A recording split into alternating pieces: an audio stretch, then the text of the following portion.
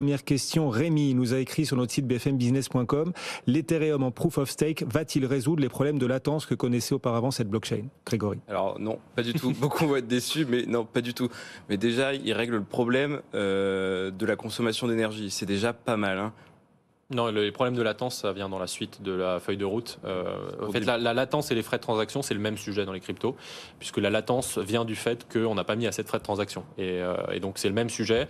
Et ces frais de transaction qui donc dépendent de la capacité du réseau à traiter des transactions, c'est dans la suite de la feuille de route. Ça n'a rien à voir avec le changement de consensus. Exactement. C'est prévu pour à peu près début 2023 dans le IP 4844. Ça va venir, ça va venir. Oui, bien sûr, bien sûr. On peut pas encore donner de date précise, hein. Il faut pas trop s'avancer parce que The Merge a eu 5 ans de retard, hein. Donc, voilà. Donc il y a encore des étapes à venir pour Ethereum. Bien sûr, Ethereum, là, selon Vitalik Buterin, n'est achevé qu'à 55% aujourd'hui. Donc il y a encore beaucoup de boulot. Mais il n'y aura pas de mise à jour aussi majeure que similaire à celle à laquelle on a assisté aujourd'hui, hein. Peut-être à modérer, parce qu'effectivement, dans la suite de la feuille de route, il y a tous les trucs en urge dont on ne sait jamais dans quel sens c'est. Il y a surge, splurge, verge, machin. En gros, ce qu'il faut avoir en tête, c'est qu'on aura d'abord une étape qui permettra effectivement le scaling, le passage à l'échelle. On va permettre au réseau de se diviser en plusieurs parties, c'est une partition du réseau, ce qui fait qu'on peut traiter théoriquement plus de transactions en parallèle. On va avoir de l'effacement de la dette technique, on va permettre au réseau de ne pas avoir à stocker tout l'historique, et tout ça c'est dans la feuille de route, dont Vitalik dit qu'effectivement elle est remplie à moitié aujourd'hui.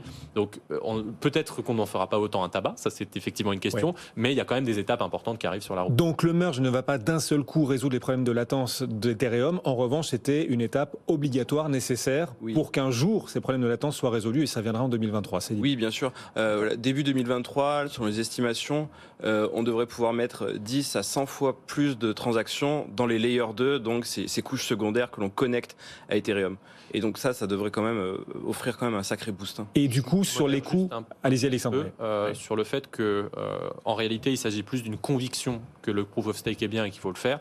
En soi, Ethereum en proof of work peut très bien avoir des layers 2 aussi, hein. Donc on aurait pu faire du scaling sans le proof of stake également. Quel impact sur le coût des transactions après le passage au proof of stake? Aucun impact, pareil, pas pour l'instant en tout cas. Minime. Aucun impact. Ouais. Ce sera pour quand les impacts en matière de frais?